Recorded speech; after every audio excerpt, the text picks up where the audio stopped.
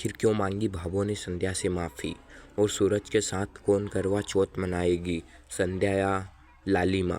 तो यह देखने के लिए वीडियो में बने रहें। तो एपिसोड का शुरुआत होता है संध्या सूरज से तलाक लेने के लिए डिवोर्स पेपर्स पर साइन करती है। फिर इमली संध्या के पास आकर कहती है कि जेठानी जी, यह कोई छोटा मोटा फैसला नहीं है, आप अपना सब कुछ दांव पर लगाने जा रही हैं। और जेठानी जी, कौन नहीं जानता कि आप और सेठ जी एक दूसरे से कितना प्यार करते हैं। दिया और बाती का यह साथ एक दूसरे के बिना अधूरा है। जेठानी जी, इतना बड़ा फैसला मत लीजिए, आपका यह फैसला आपकी ही नहीं बल्कि पूरे परिवार की ज़िंदगी बर्बाद कर देगा। लेकिन संध्या किसी की बात नहीं सुनती और सूरज के पास आकर कहती है कि मैं जा रही हूँ। सूरज जी, हमेशा हमेशा के लिए इस घर को छोड़कर मेरा प्यार और मेरी प्रार्थना आपके साथ रहेगी। सूरज जी, आप टूटना मत, भाभो और बाबा साहब को अपनी ज़रूरत है।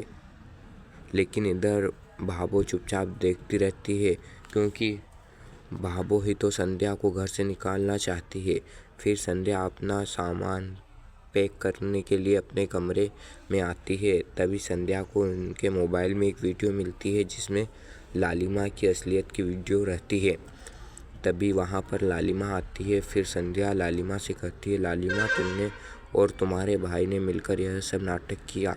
लालिमा कहती है, हाँ, हम दोनों ने मिलकर यह किया है। फिर संध्या कहती है, लालिमा, तुमसे ऐसा क्यों किया। लालिमा कहती है, मैंने यह सब इसलिए किया क्योंकि मैं सूरज जी को अपना पाना चाहती थी, प्यार करती हूँ मैं सूरज जी से, और मैं उनको किसी भी और का होते हुए कैसे देख सकती थी।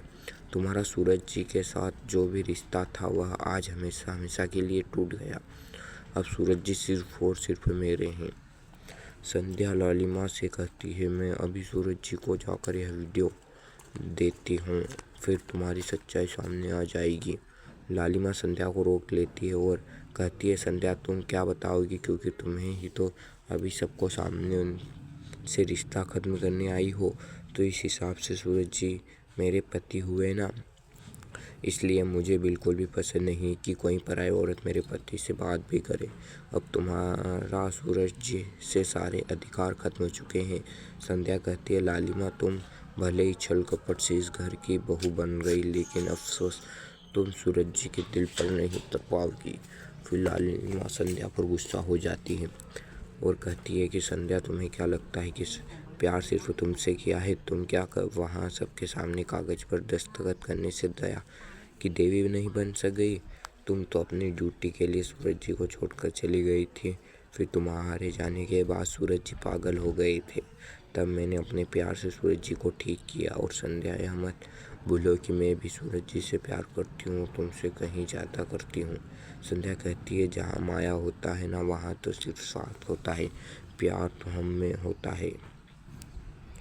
तभी वहाँ पर लोकेश आता है और कहता है, लालिमा जी, सूरज जी ने आपको उसी मंदिर में बुलाया है जहाँ से आपका हाथ पकड़कर इस घर में लाए थे। फिर लालिमा खुश हो जाती है और संध्या को जलाने लगती है कि देखो संध्या, मुझे मेरे पति ने बुलाया है, और तुम एक काम करो ना, मेरे आने तक अपनी सारी पैकिंग कर लो ताकि तुम्हारा कोई भी सामान यहाँ से छूट ना जाए, क्योंकि अब यहाँ कमरा मेरी हो चुकी है। फिर लालिमा सूरज के पास आती है। तभी सूरज लालिमा से कहता है, लालिमा जी, आपको वह रात याद है जिस दिन हम दोनों यहाँ पर मिले थे, और उसी रात को हम दोनों पर माता रानी की चुनरी गिरी थी, और वहाँ क्या क्या नहीं करा है। लालिमा जी, मैंने आपको वेद को नहलाना को कहा, मेरे साथ बैठकर दुकान की भी काम करवाया और आपसे स्कूटर तक चलवाया। लालिमा कहते, सूरज जी, तो आपको सब याद है? फिर सूरज कहता है, जी हाँ लालिमा जी, मुझे सब याद है। लेकिन लालिमा जी, कितनी हैरानी की बात है ना, मुझे उस समय की एक बात याद है, लेकिन मुझे एक बात याद नहीं आ रही कि मैंने आपको मांग में सिंदूर क्यों भरा था। लालिमा जी, बहुत कोशिश की याद करने की, लेकिन मुझे याद नहीं आया। आगे एपिसोड देखने के लिए सब्सक्राइब ज़रूर कीजिए।